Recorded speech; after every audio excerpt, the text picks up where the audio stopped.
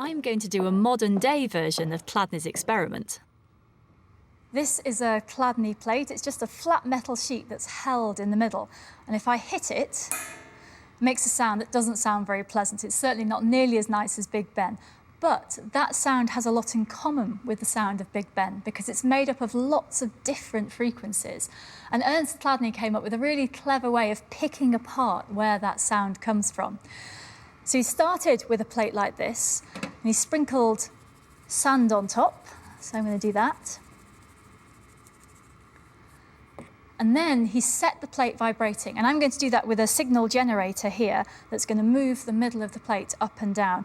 And the number on the front here is the number of times every second that vibration is going to happen. So at the moment, it's 240. So if I turn this on, so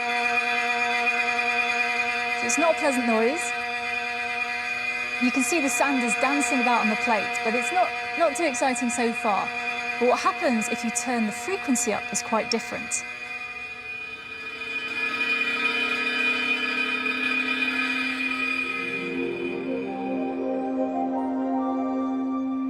And suddenly at this frequency here, it's 264 hertz, you can see this beautiful pattern pops up in the sand on the top of the plate. And what this is giving away is that the plate is vibrating in a shape, and the sand is showing us what shape that is.